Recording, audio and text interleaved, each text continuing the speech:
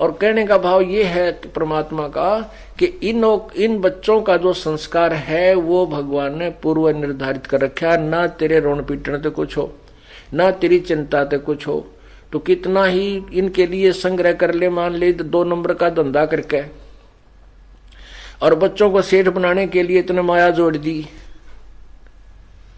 और इनके भाग में माया नहीं है तो वो एक झटके में नाश कर देंगे, या तो शराब पीने लग जाएंगे या कोई और बर्बादी कर देंगे। एक फौजी था, वो उपदेश लिया, उसके बाद बताने लगा जी बात तो आपकी सही है। उसने बताया कि मैं कुछ ऐसी पोस्ट पे था, फिर वहां भी कुछ ऐसा धंधा कर लिया, पैसे खूब जोड़ लिए, अपने खर्चे भी ना कति कम करके न धन जोड़ने की सोची। एक का बेटा था और इसको जो है मेरा बेटा दुखी ना हो जाए इसके लिए मैंने अपने तन पर भी सरकारी कपड़े पहने और नहीं समाये सारी उम्र के हो गए एक आधा रिश्तेदारी में जाने के लिए। कहने का यह भाव ये था उसका कि मैंने खर्च अपने लिए ना करके बच्चे को सुखी बनाने के लिए, धनवान बनाने के लिए बहुत पैसा इकट्ठा किया। रिटायर होकर आया, पैसा लाया, बेटे ने जिद लगा दी मैं तो जीप खरीदूंगा, जीप लूंगा। मैंने कहा भाई जीप नहीं, क्योंकि इकलौता बेटा कदे एक्सीडेंट हो जाए, यो डर पर जिद ज्यादा कर ली, उसको जीप लेकर दे दी। 1.5-2 लाख की आया करती। वो बिठावा साथिया ने और बकवाद करता, अंडा दारू पीवे। वो पैसा जो था वो उसमें ला दिया कि उसने बिजनेस शुरू कर दिया, उसमें लगा दिया, उसका एक्सीडेंट होगा, छोड़ेगा, लड़का मृत्यु को प्राप्त हो गया और पैसा सारा बर्बाद हो गया।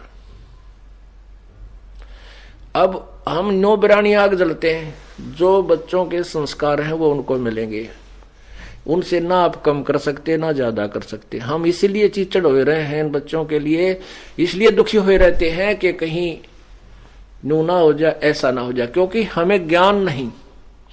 जैसे राजा जनक थे और सीता उनकी पुत्री थी, उनका ब्याह कर दिया।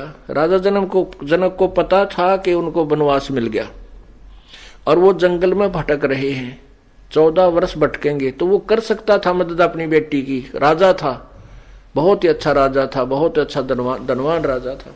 तो वहां जंगल वहां भी थे, अपना बेटी को और दामाद को वहां जंगल में बैठा देता कि ले भाई तुम अपने वन में रहो और खाना पीना यहां से जाएगा, खूब सुविधा दे सकता था। लेकिन नहीं,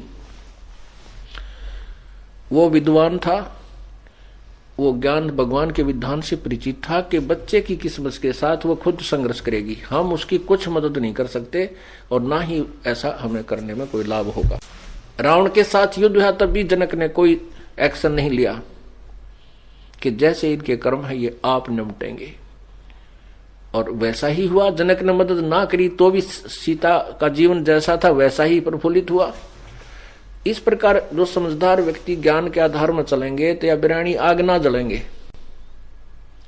मान लीजिए बच्चे ने कोई व्यापार किया है और आप भी साथ ही लग रहे हो, हानि होगी। तो जब आपको ये ज्ञान होगा कि इसके भाग में ऐसा ही लिखा है तो घना दुख ना होगा, क्योंकि हम जीव हैं, थोड़ा बहुत ठेस तो लगेगी, पर यू ज्ञान फिर उसको मरहम जल्दी कर देगा, मलहम उसका तुरंत लगा देगा, वो दर्द ज्यादा नहीं दुखी करेगा। ये बात याद आवेंगी या बिरानी आ गया भाई काल न ला रखी है, इस ज्ञान से बुझेगी, ज्ञान से नॉर्मल होगी, कम होगी।